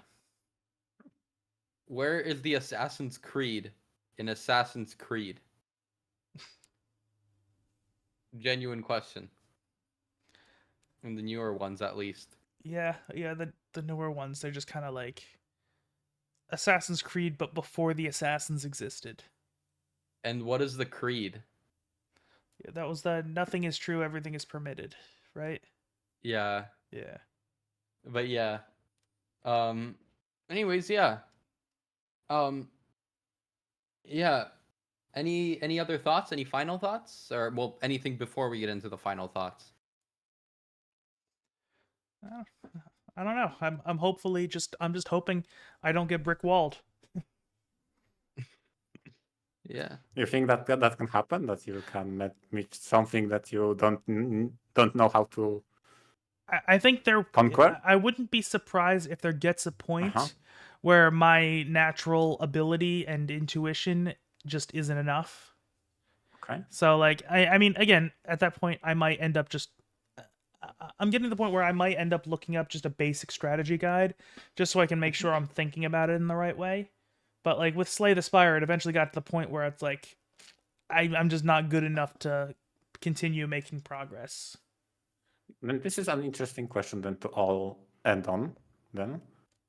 Since this is something that Slay the Spire does not do, but Chrono Ark enables, you can change the difficulty mode, and the hope mode is designated in such a way that eventually you'll win. I feel like I'm cheating myself if I do that. Okay, I see. Okay, so Because I see. yeah, it's like when I played Hades, I did not do God mode at all or anything like that. It's just, I mean, for me, again, I wouldn't feel good about myself if I did that. Yeah, Okay, but so, I think so the struggle is the part of the experience you want to have. Okay. Especially for a roguelike. but I presenting mean, the option, I can see being of value to a lot of people, and especially if it's not that difficult to add. I mean, it depends on what the vision of the game is. I think there are some games where the difficulty is a core part of the experience. Like for one thing, is I think any any of the Souls games or Sekiro, those games, I feel like a core part of the experience is around the difficulty. And if you add an easy mode, you kind of take away what the experience is doing. And one of the benefits of having a single difficulty mode is that you can balance around it. So that's why Nintendo games do so like like a lot of why they're so like just like easy to get into is that like that one difficulty mode is usually like perfect. It's like you never really want like a more or less like difficult setting. It's with the exception of like Zelda, which gives you a master mode, where stuff does like more damage. Yeah. But that's a kind of like light, Yeah. I also challenge. I also think a lot of studios don't know how to do difficulty. Like it's just like, hey, we made this hard mode. What is hard mode? Oh, we turned the numbers higher. Like that's not a hard mode. And I will say from Software, your New Game Plus modes suck. Damn. I mean, again, literally the only difference in again, it's fun to play through them and keep going and see how far you can go, but all they do is turn the numbers up. Literally nothing else. Like it's it's the laziest way to do difficulty. Exactly, yeah. Yeah, that's something which pissed me off at Rant's Quest a little bit, is like the new world. If you want to get a lot of the events and a lot of some of the events and bosses, you need to play the game over twice. Yeah. Which I didn't even do. Like I'm like, fuck that. Yeah, I did that. So I reached the world 3. I'm gonna have to make slog. Yeah, I'm gonna have to make some decisions when I eventually get to that point. Like, I did not do Madness mode at Rant 6. I'm not bothering with that, especially since I looked up the stuff about the final end game super boss gauntlet, and it basically said, yeah, it's designed to be unfair. I'm like, okay, never mind. I'm not doing it. From the games I played, I feel like when it comes to difficulty, the one kind of difficulty, let's say, I think Slay the Spire does it the best. I feel like... Yeah, I will say, roguelikes a lot of times like to add modifiers to that, and Slay the Spire is probably the prime example of that. But I've definitely played... I know other roguelikes have kind of been using that example, and I do like that. Because it makes the game different, not just... Yeah. For the case of Dark Souls, I don't like those kind of games, so I avoid all Dark Okay. Souls. But Yeah. I know my friend who described the difficulty, like it's intentional to kick in the balls, and you cannot lower it to just tickling, right? I mean, that sounds weird now that I said it, but Yeah. you know the I couldn't get into Elden Ring because it was too infuriating for me. Yeah, I mean, I will say a lot of Souls games, it's not so much difficulty as much as it's just punishing. Where it's Yeah. like because I mean, realistically, once you kind of get the patterns down, most bosses in those games are actually pretty simple. And again, I'm not gonna say those are bad games because I got like turned off from them. Mhm. That is a very clear personal taste thing. Yeah, I mean, If you and like it, I will you say, like it. I If you think don't, you don't. think Sekiro is like leaps and bounds better than Souls and Elden Ring. You're gonna get shot for that. Yeah. Someone's gonna shoot you. Hey, man, I love parry-based combat systems, and also like Sekiro plays like almost like a rhythm game. It's like you got to know the pattern that the guy's gonna slash his sword at you, and if you can hit the buttons in the right time, you'll but clear. the way you describe bosses, I have no problem with difficult bosses. Mm-hmm. By why Dark Souls intends to waste my time, I will never understand. Yeah, I Because will the say, moment you die, you go get kicked in the balls and go back half a level back. yeah, I will say, Dark You want Souls, a good example of boss fight? Yes. Go play DMC. All of them do it amazingly. Yeah, I will say Dark Souls 1, as much as I do really like Dark Souls 1, the runbacks were, I think, very bad game design. I think they ended up getting to the point where they were essentially a fancy respawn timer. Although sometimes you could do some hilarious bullshit like that. I ended up learning a couple of glitches from Dark Souls 1 just to kind of cut back on the run times. Like one of the fun tricks in Dark Souls 1 is if you get yourself to a very specific percentage of your load, of your max equip load, it's actually a much larger window in the remaster, but you can actually continue rolling in midair so that you can jump really large distances, and when you hit, as long as you hit the roll at the right time, you won't take any fall damage. So you can like skip elevators and shit like that. It's pretty cool. Yeah.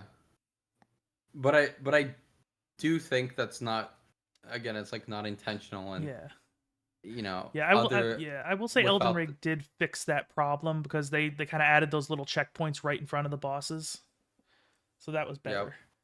Which is nice, but yeah, I mean, I think I think that about wraps it. What do you think? Do you guys want to move on to final thoughts? Yeah, I guess. Yeah. Sure. So all around, pretty good game. I enjoyed it. Not as much as Rants, but it's pretty good, I would say. Because Rants is a masterpiece, and I love that game series. But that's like saying nothing can be perfect, of course. But yeah, if let's see, I think we do a thing at the end where we kind of like maybe give it a rating, a rating. Okay. If I were to give, well, first of all, MR, if you were to give Chrono Ark a rating, given that the imposter view has 120.8 hours in the game, that's not you. What would you give it? What kind of score would you give it out of 10? Yeah, That's sneaky. Yeah, that's sneaky. If you ever watched VNture, especially the episode about score, you would know that I never do scores ever. Uh-oh. And now you're like, oh, what score would you give? Especially given that you have an imposter among you. Yeah, my impostor would definitely give it 9. Okay. Oh, okay.